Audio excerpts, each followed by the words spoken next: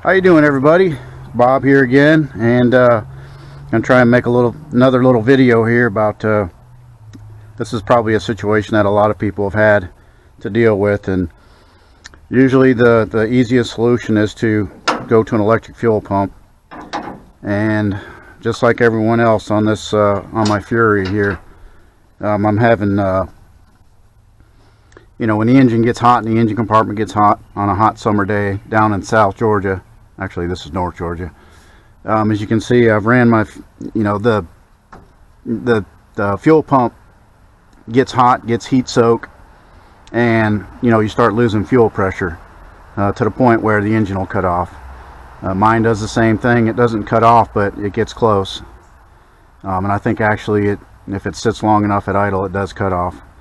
And what I've already done, like most people mention, is I've ran my fuel and my fuel filter away from the engine, the engine itself. A lot of the original fuel lines come up between the alternator here in the front of the engine and go into the carburetor, into the front.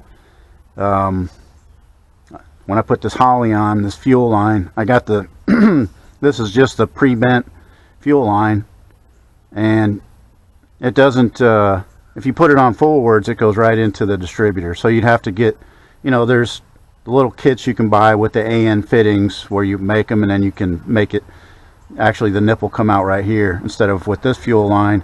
If you turn it around, the nipple's almost right into the distributor, so you wouldn't be able to use this. I figured it would be I thought about maybe going to, and I may still go to, an electric fuel pump.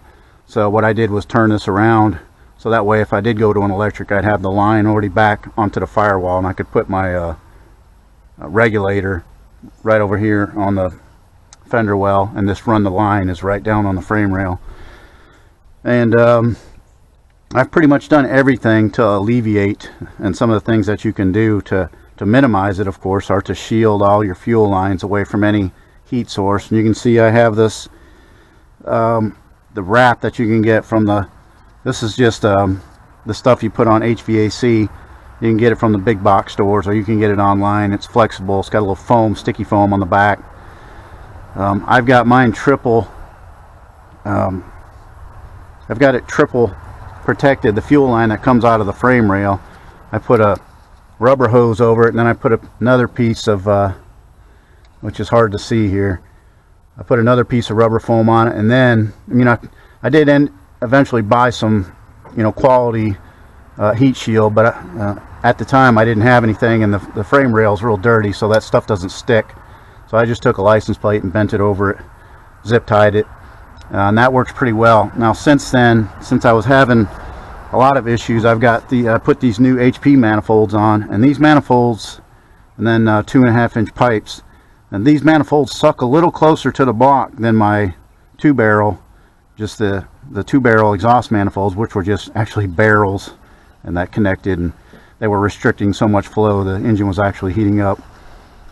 So now I've got, where before I only had, I don't know, and then my pipe, instead of going, this fellow who did these pipes, he ran it down on the inside of the torsion bar. My other pipes went down between the torsion bar and the frame rail, which put the pipe right, I'm talking maybe a 1/2 inch from the frame rail, right next to where the fuel line comes out, right down here. Of course you can't see it because I've got it all and then the fuel line goes into this frame rail, goes back.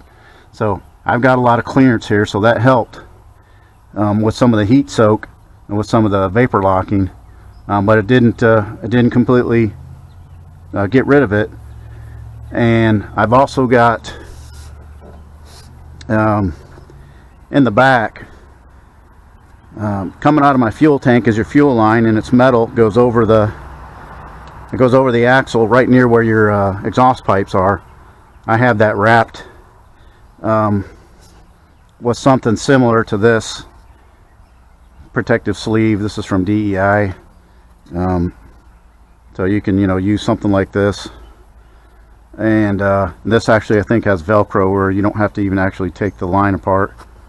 I'm not sure if this is one. Maybe it's another one that I have. You can buy one that has Velcro, so you don't have to take the line loose and then slide it over. You can actually, which would be easier to do, because this is, you know, when the fuel line's running like that, it's kind of hard to slide these down over. But you could use this though. You just have to take the line loose. And I think what I'm going to do is I'm going to use this product eventually, and I'm going to put this product around my shield these metal lines, because they get hot too. I've already got, as you can see, this phenolic carburetor spacer. That's a 1/2 inch. I think I got that off one of the online places. I needed a 1/2 inch because this is pretty close to the hood, so I had to keep it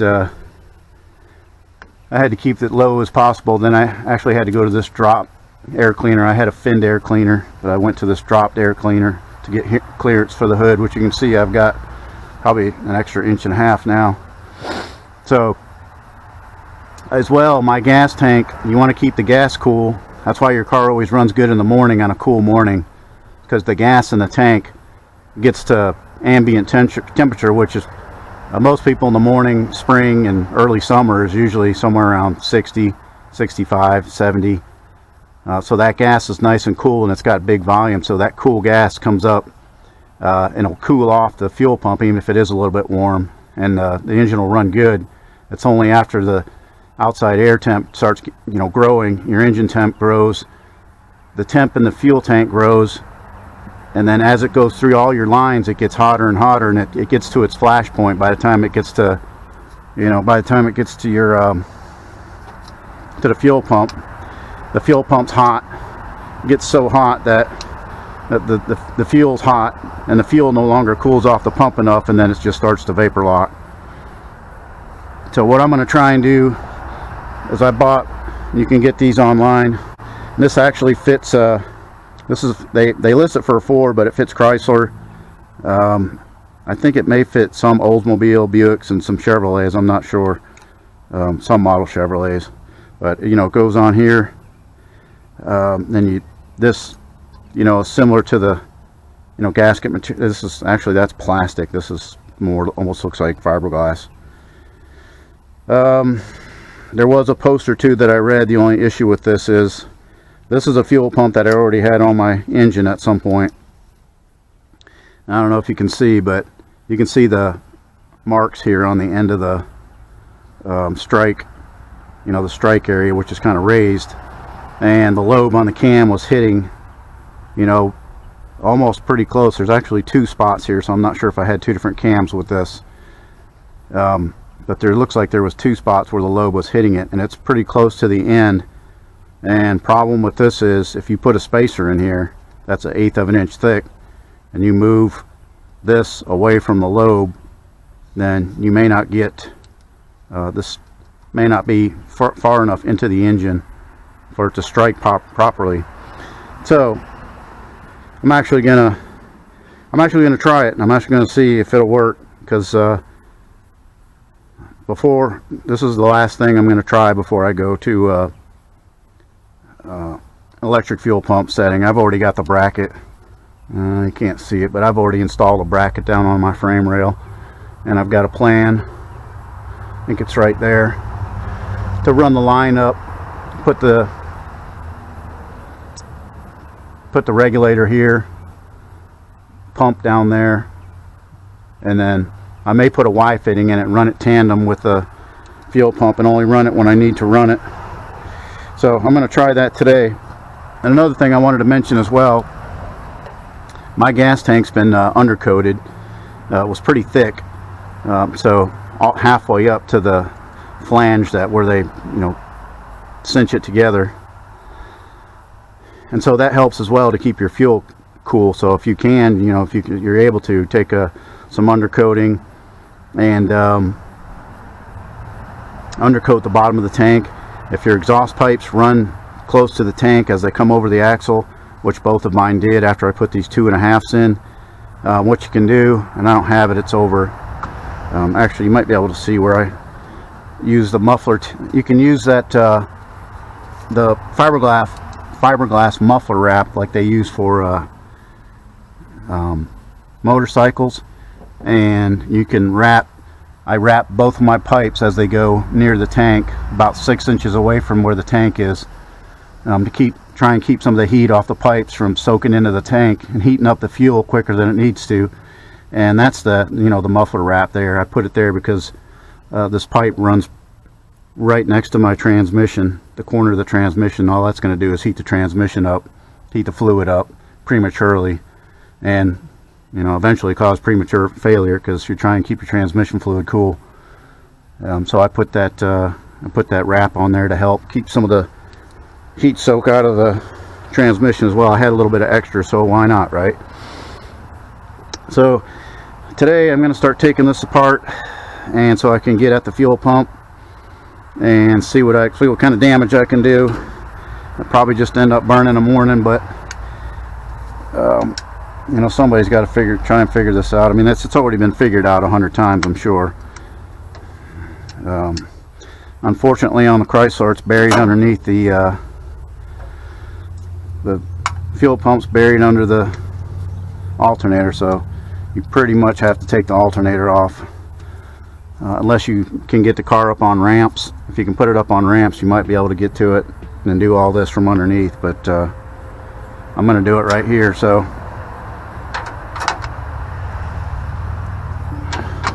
I don't think you need many tools, although I forgot to bring my line wrench. I will need a line wrench. Another reason why I did it over here, kind of in the woods, is because the gas, once it leaks out and smells and gets everywhere, then at least it's not by the house. So we'll just loosen up a couple of these bolts. May have to take this one all the way off, I'm not sure. Now, before you do this, you want to, because there's a hot on your alternator that goes to the battery, you're going to want to take your positive or negative battery cable off. So if you touch that hot back here in the back, that you don't destroy your alternator, or melt any wires, cause any damage. I've previously hooked up a kill switch, and so mine's in kill mode, so I don't have any power running through the car right now. So that's one nice thing about a kill switch, is I had to use a spacer here, which ended up being a bolt. A kill switch, anytime you want to work on your car, allows you to work on it without keep disconnecting your battery. Also keeps people don't know about where it is. Keeps people from trying to, if they try and steal your vehicle, they don't know that it's got a kill switch on it. Plus I put the battery in the tank, so the battery's not under the hood, which doesn't have a lock, so the battery's not here. Now this, I'm not sure about what I'm going to do with this alternator at this point. It probably needs to come off.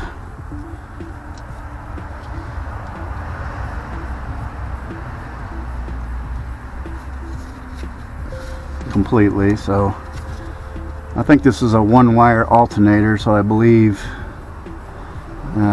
all it's got is this hot wire here. I believe that's the only wire I'm going to have to take off, and I forgot to bring actually, I think that wire's that's a ground wire for something. Actually, the hot wire's down here. So I don't know if I can get that thing out of the way with the wire still attached, or if I need to take the wires loose. Oh boy, this is never easy. If you don't give yourself some time, you're going to get frustrated, because it's one of those things where the car's running perfect and everything's fine until you sit in a little bit of traffic, or you sit at a light. This fuel right here will just, as the engine gets hotter and the fuel pump gets hotter, it goes lower and lower and lower because you're losing pressure, and this thing will eventually be empty. You're basically just pumping fumes.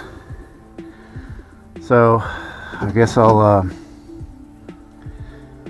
stop the video, and then I'll restart it once I get these take these wires off, because I think I got to get this alternator completely out of the way. Best thing to do is just take the wires loose. So restart here in a minute.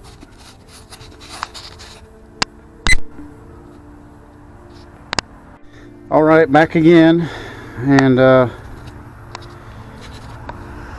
sorry, I got to adjust the camera there.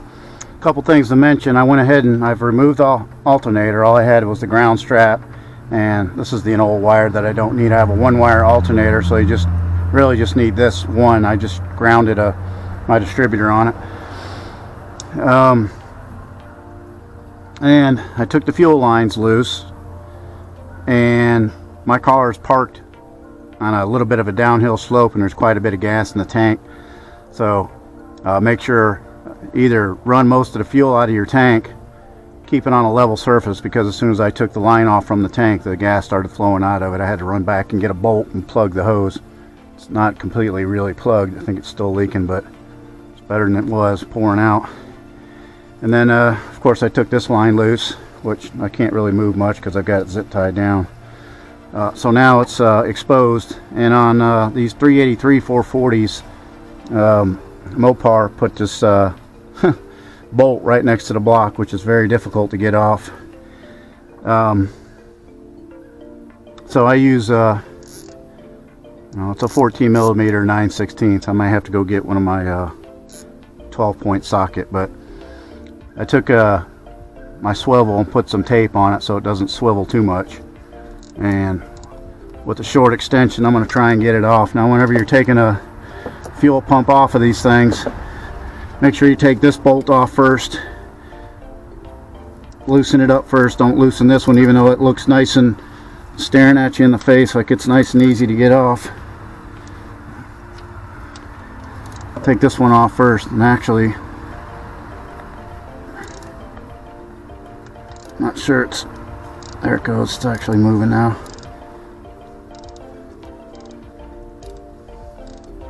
This inside bolt, I do remember, I don't know if you can see this, but this inside, it's difficult to get off. Now I think my extension's getting stuck. There it goes. This has it. Okay, there we go. It's not the easiest bolt in the world to take off. Something just fell down. That's why I don't really want to put stuff up on the radiator. Let's move those real quick. Hopefully I'll find whatever fell down. Yeah, it's fine. This wasn't really something I wanted to do today, but when I bought that gasket, you know, you eventually have to do something. You can't just look at your parts. See, this thing twists, and then it starts twisting itself down and down, and then eventually comes loose. These things are not easy to mess with.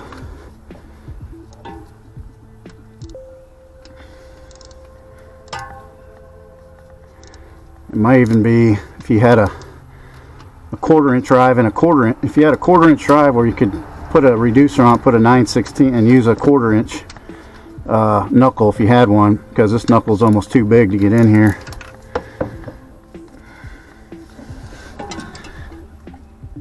Oh, these are very difficult.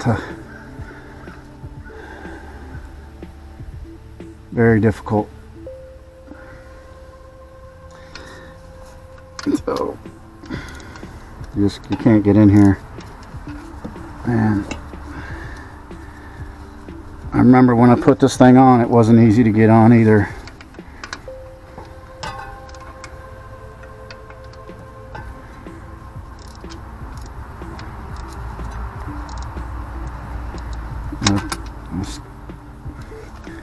I'm gonna try and go get a 12-point socket now that I've got it broke loose. So I'll be right back.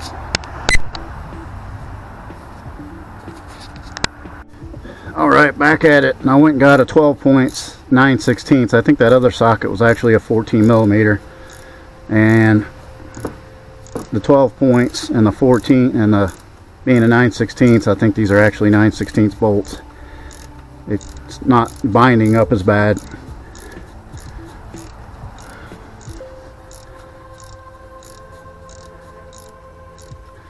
So when I had problems before, I took that chrome, and that's still binding up because there it goes again. So I think I'm going to have to start, I don't know why this thing just digs itself. There it goes. I'm going to have to loosen the other side. I think that's what the problem is. I need to loosen it. Once you get this one loose, mostly loose, you can loosen the other side. That is if I can get the ratchet out. You know what? I'm just going to leave that there.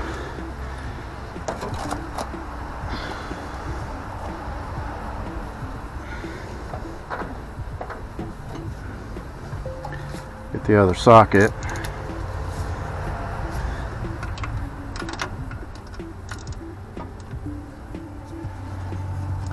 And loosen this side up. I'm trying to keep my head down so I get a shot of this, because it's hard with these video recorders to know if you've got your head down enough.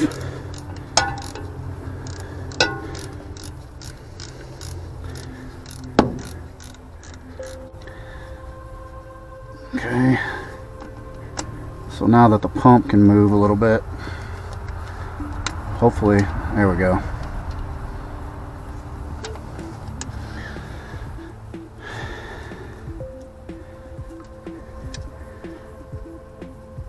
Hopefully I can, this one will come all the way out.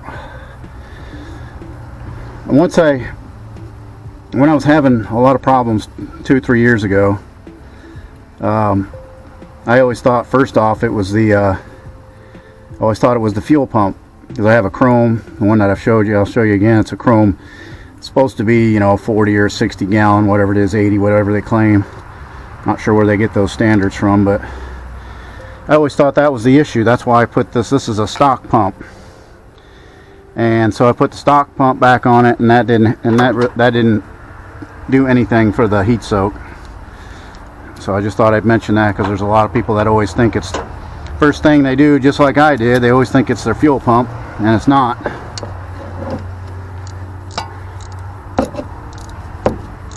But these things are a freaking booger to get out.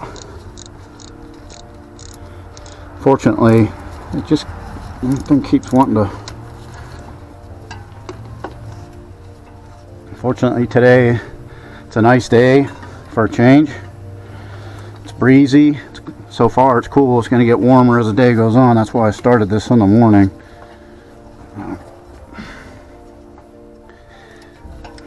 Because in the afternoon when it gets hot and you get frustrated, unless you got a shop or a garage, or you got a garage at your house that you can do this in.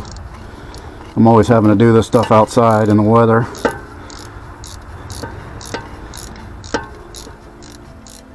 Alright, there we go.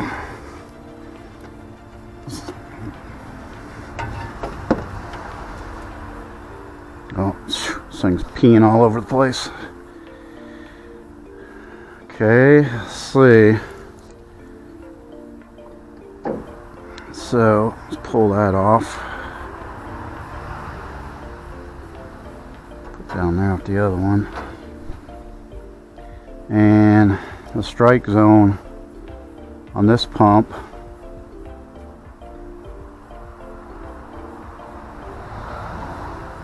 well, looks like it was actually right on it.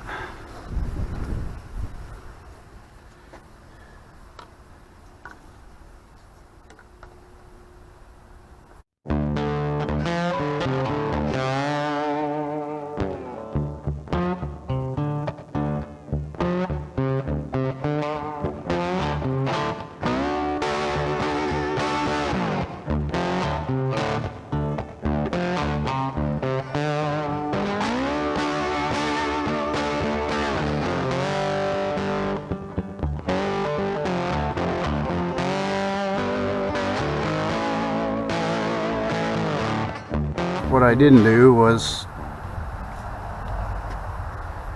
clean off all the old gasket material. Completely forgot about that. Where my Don't know what I did with my light either.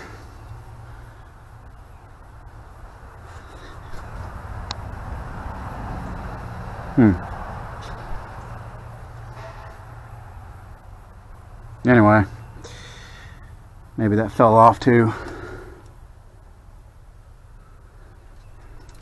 So yeah, I've got to get a scraper and clean off all this old gasket material down here before I put it back on. So I don't want to have to bore you with that, so I'm going to go get a scraper and do that, and then I'll be right back. Alright folks, I've got the all the gasket material off and the gasket sealer, cleaned it up with a little mineral spirits. Now what usually happens, which happens just about on every one of them, the rod slips out of the block, and then of course you can't get the fuel, you can't get the pump arm underneath the rod. Now Chrysler gives you you could take this plug out right here if you couldn't, to push it back up, but I'm going to try and grab it easy with these needle nose pliers, and I put some grease on it, some heavy grease, so if I can get it pushed back up, hopefully the grease will hold it in place. So if I can get these pliers in here, and you don't want to see, I'm able to just, it's moving just a little bit. There it goes. There it goes. Yep, pushed it up in. Now it's not staying up as well as I would like it to, but at least I got it up. I can put a little more grease on it, but or you can just put the pump in real quick. I'm not ready to put the pump in yet. I'm going to try and put some more grease on there to hold it in place. The grease won't hurt it. Once it gets hot and mixes with the oil, it'll be fine.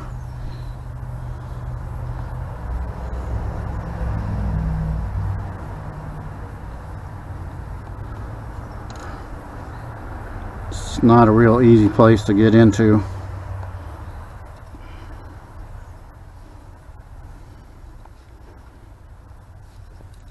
I think I got some on it. Let's see.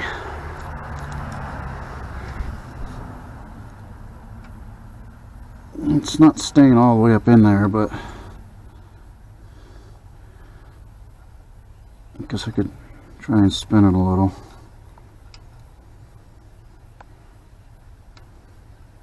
There we go. It's staying long enough to, there's enough grease on there to,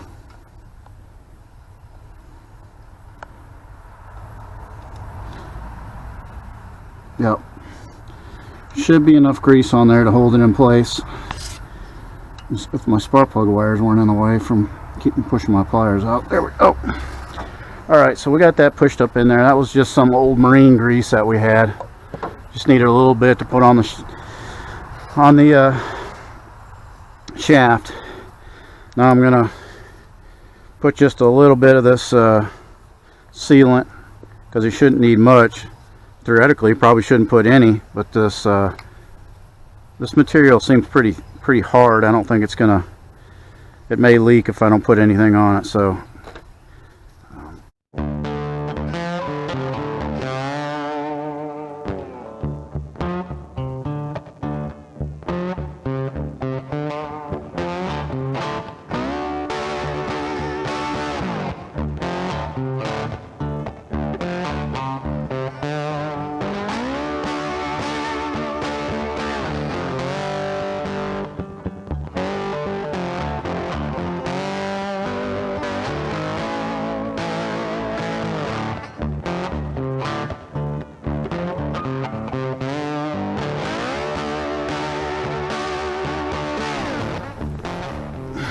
Okay, the shaft is back up in there.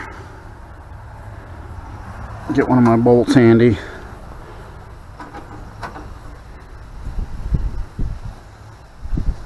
And I'll put some grease on it.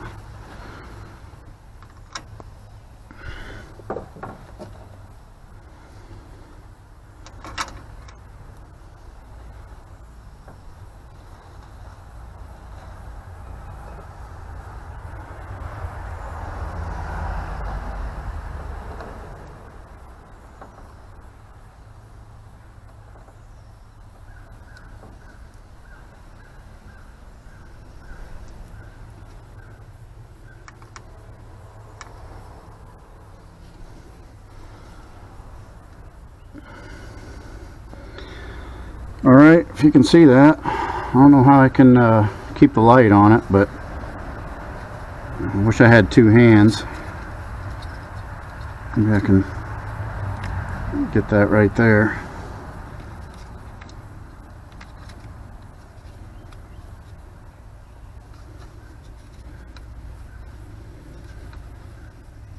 There we go.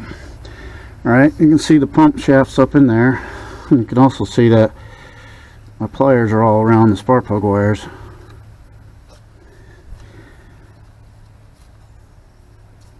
So now, if it'll stay up in there, just got to get this out and then, yep, it's staying up in there. And that goes just like that. And take a bolt.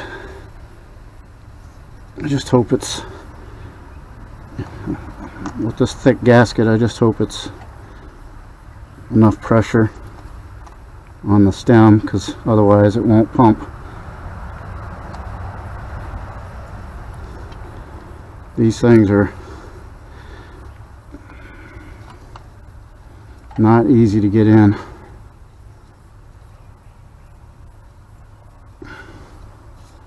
Never work.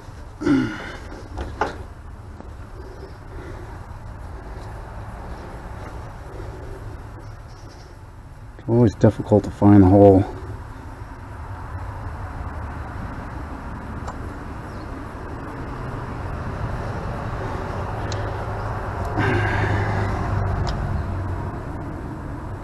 It's always real hard to find the hole on this.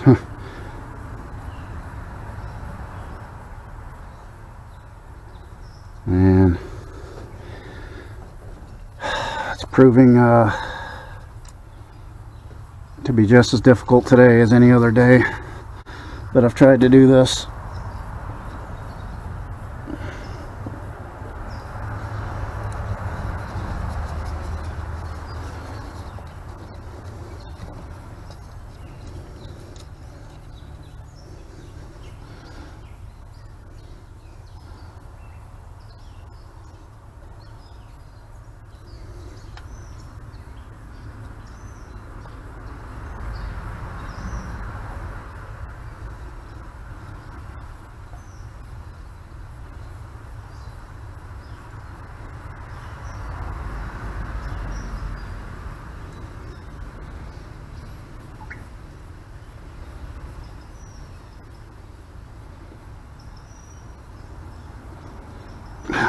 I don't understand.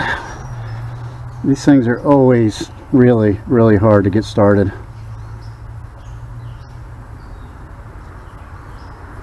So I don't know if the gasket got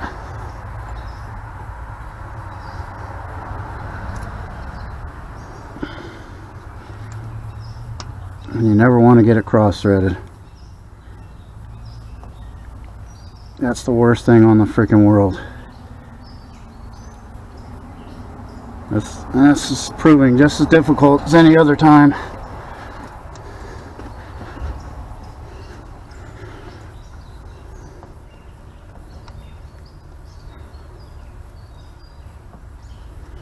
Doesn't even feel like it's in the hole for the gasket.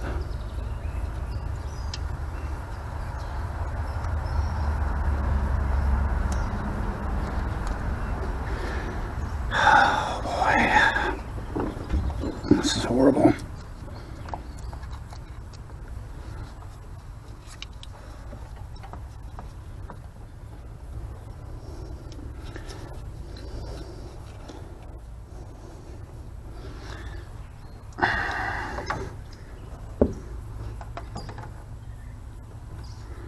What I need is my small screwdriver, but I can't let go of the pump.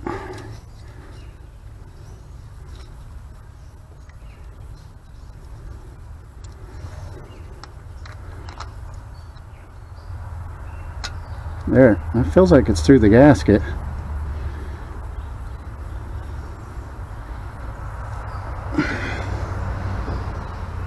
Okay, the pump looks awful crooked.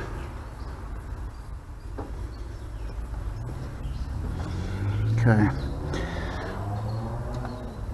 I'm gonna have to push this back a little bit.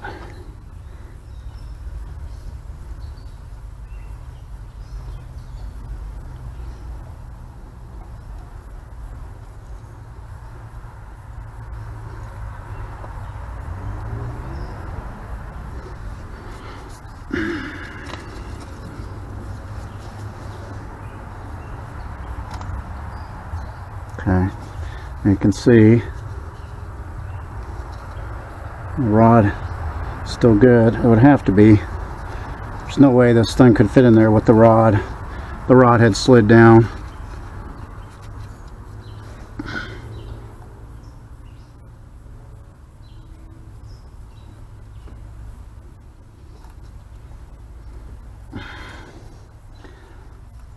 It just does not want to go in straight.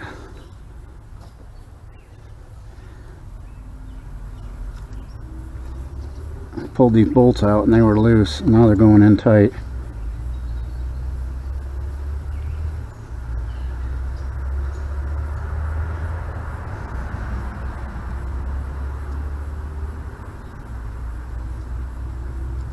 I really don't understand why.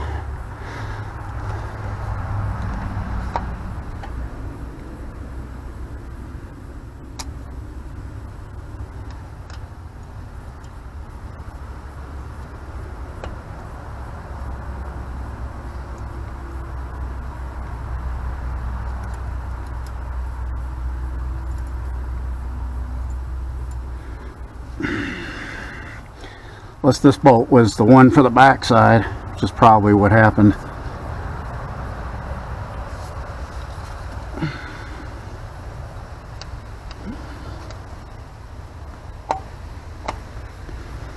Because they don't want to go in for shit. Unbelievable. Fucking unbelievable.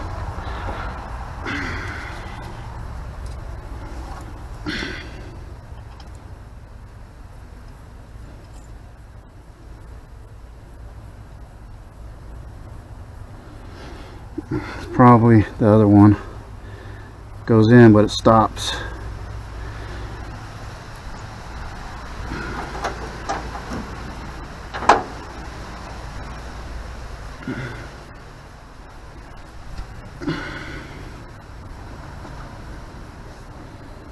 My rod's staying up in there. I mean, these things just get tight.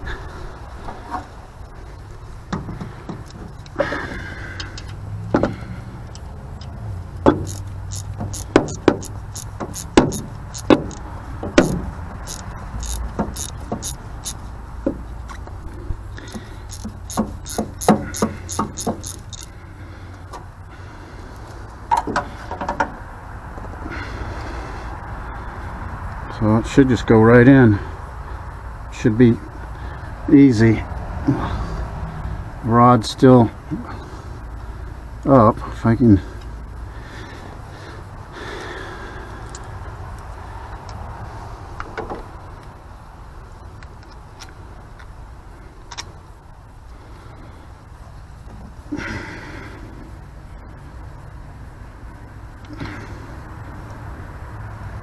Okay. Under the rod. Let's get this clipped on here. There's the sun.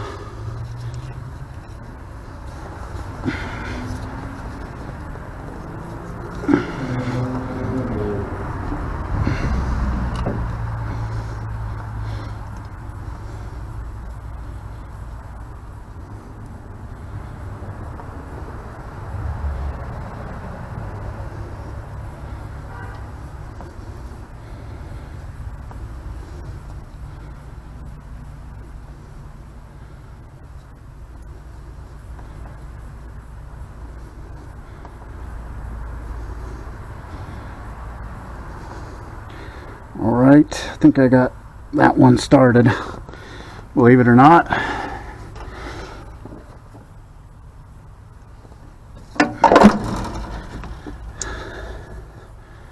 don't know, I mean, it should be, these things usually don't sit that flat, so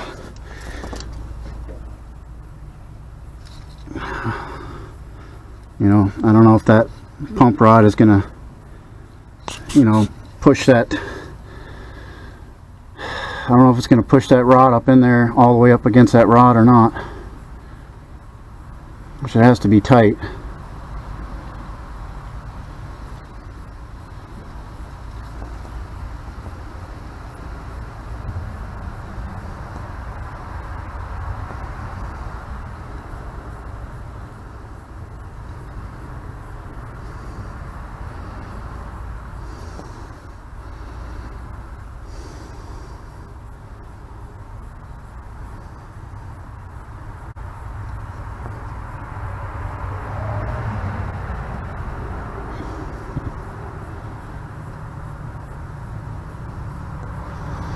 Typically the pump is, you know, not able to set super flush like this when there's tension on it up against the push rod.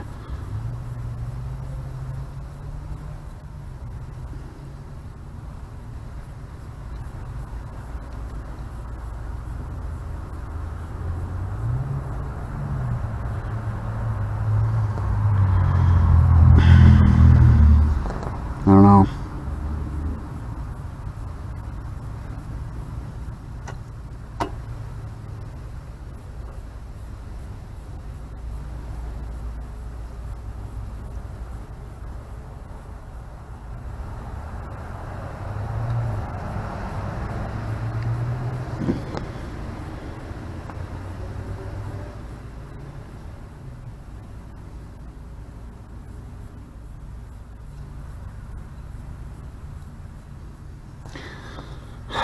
I don't know.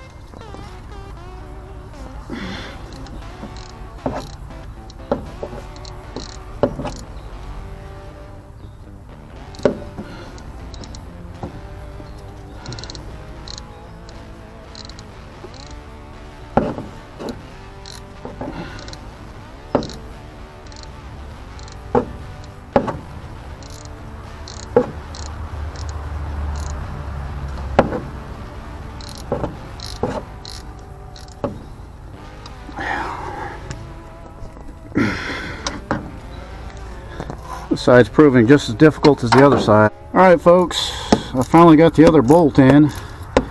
Now I'm just finishing tightening them up. That wasn't easy. I'll tell you, it's weird. Once it finds the exact spot, it just goes right in. But it took me 15-20 minutes just to get that bolt in. You don't want to strip them. You know, the pump did move a little bit, like it was pushing pressure on the shaft, because, you know, there has to be, but, you know, hopefully these things, they've tested them, because if there's not shaft pressure all the time, it'll just beat it to death.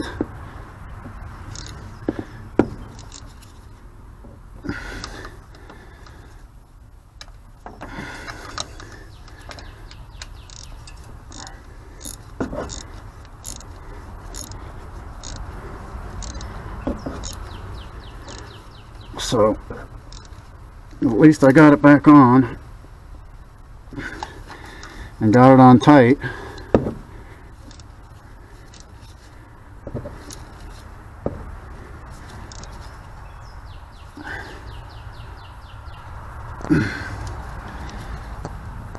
I'm not even sure how this pump fit in there before without the spacer on it, because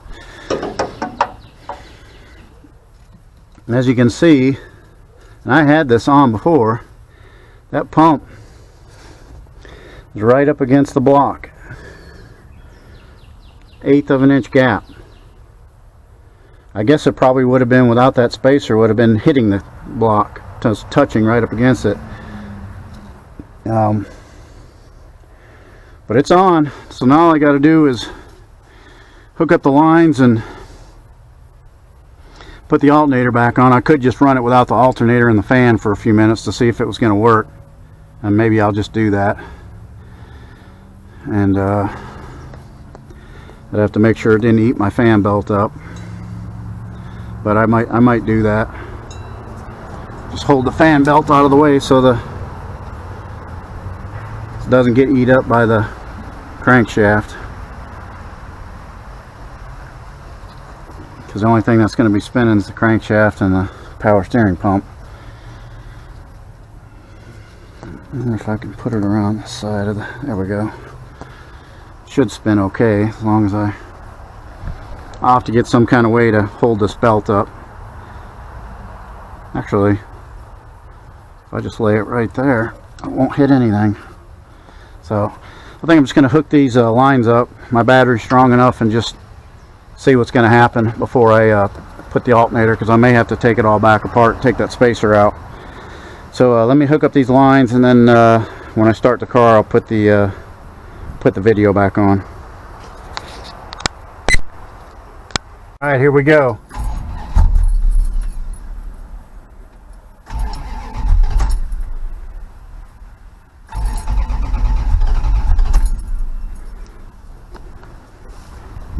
Maybe.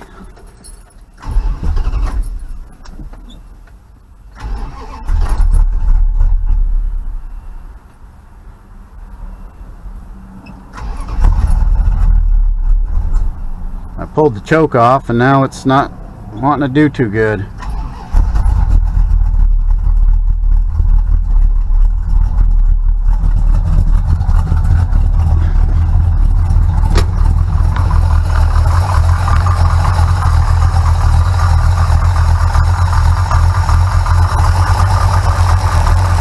Well, it's pumping. I don't hear any tapping down there, so that's the noise you hear there. That's the normal noise it's always made.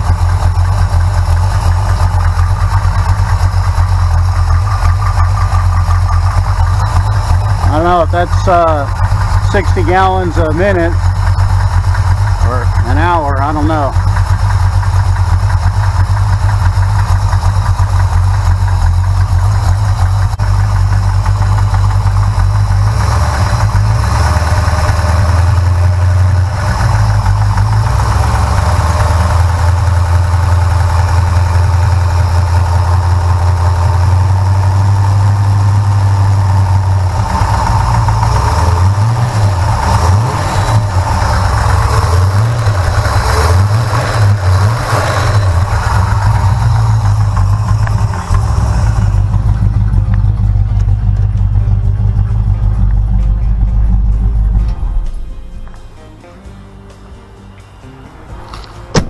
Well, it runs.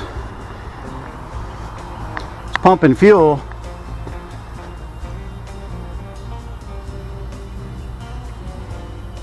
I guess I'll try and put it together and drive it and see what happens. Let me turn the battery off. So you don't really need to see me put this back together, because it's just kind of the reverse.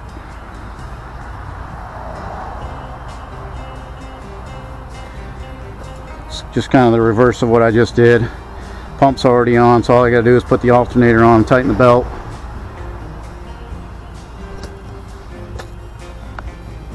So I'll restart the video once I get finished. I can smell that You see that smoke? That's the heat wrap that I put on the pipes. So it looks like it's kind of the oils or whatever they put on it, the paint's probably burning off of it. So I'll restart the video here in a minute. I mean, I did get fuel flowing up here, but I don't know if that's enough to... That seems about as much as the other pump was doing. It seemed like it ought to be fuller than that, but it was running at real low RPM because I took the choke off. So I don't know, I'll have to work on that choke a little more. I'm not sure if it needs more choke or less, so I'm gonna hook the rest of this back up and see what happens.